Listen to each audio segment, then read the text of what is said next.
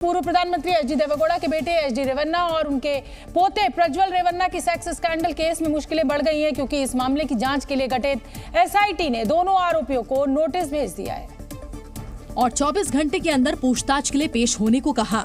प्रज्वल रेवन्ना पर कई महिलाओं की यौन उत्पीड़न का आरोप है।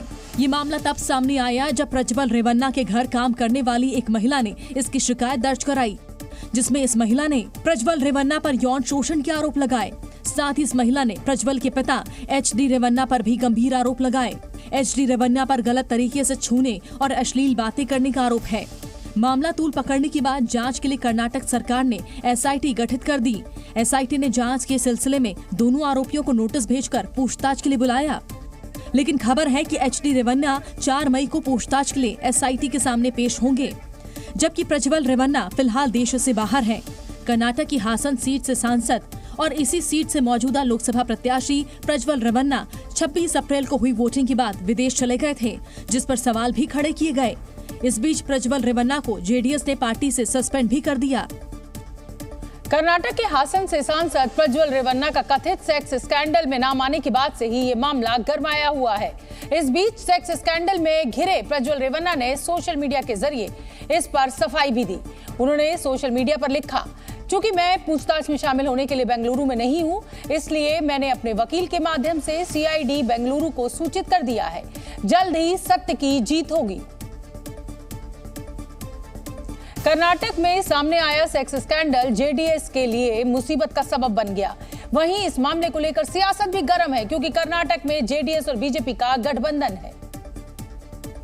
इसलिए आईएनडीआईए गठबंधन में शामिल पार्टियां बीजेपी को घेरने में जुट गई। शिवसेना उद्धव गुट के नेता संजय राउत ने तो यहां तक आरोप लगा दिया कि प्रज्वल रेवन्ना को विदेश भागने में बीजेपी ने मदद की, जिस पर केंद्रीय मंत्री अनुराग ठाकुर ने पलटवार किया। अनुराग ठाकुर ने कर्नाटक की कांग्रेस सरकार पर सवाल उठाते हुए कहा कि जानकारी होने के बावजूद प्रज्वल रेवन्ना के खिलाफ कार्रवाई नहीं की गई। ये बीजेपी का चरित्र है, कैरेक्टर। भाग गया, उसको भगाया, मालूम नहीं था मोदी जी को उसका इतिहास क्या है। ऐसे लोगों हमारे इतिहास खंगाल रहे हैं ना। देश में इस विषय की जानकारी थी तो प्रदेश की कांग्रेस की सरकार हाथ पे हाथ धर के क्यों बैठी? क्या मजबूरियां थी कि कांग्रेस ने कदम नहीं उठाए? कांग्रेस की सरकार एक बार फिर निकम्मी और निठल्ली नजर क्यों आई? क्यों सबूत होने के बावजूद अगर उनको लगता है तो कदम क्यों नहीं उठाए गए? कैसे उनको विदेश जाने दिया? और इस बीच कर्नाटक के मुख्यमंत्री सिद्धरमैया ने प्रधानमंत्री नरेंद्र मोदी को चिट्ठी लिखी और प्रज्वल रेवन्ना का डिप्लोमेटिक पासपोर्ट रद्द करने की अपील की। मुख्यमंत्री सिद्धरमैया ने पीएम मोदी को लिखी चिट्ठी में गुजारिश की है कि वो केंद्रीय विदेश मंत्रालय और गृह मंत्रालय को प्रज्वल रेवन्ना का डिप्लोमेटिक पासपोर्ट रद्द करने के निर्देश दें। इसके साथ ही ये भी सुनिश्चित कराएं कि उन्हें उक्त मामले में कानून का सामना करना पड़े। उन्होंने अपनी चिट्ठी में लिखा कि प्रज्वल पर जो भी आरोप लगे हैं वो भयानक और काफी शर्मनाक हैं।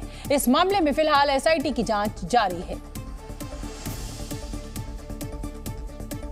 प्रज्वल रेवन्ना पर गृह मंत्री अमित शाह ने बड़ा बयान दिया है। उन्होंने कहा कि प्रज्वल रेवन्ना के विदेश भाग जाने के लिए कर्नाटक की कांग्रेस सरकार जिम्मेदार है। कर्नाटक में सरकार किनकी है? कांग्रेस पार्टी के। लॉ एंड ऑर्डर की जिम्मेदारी उनकी है।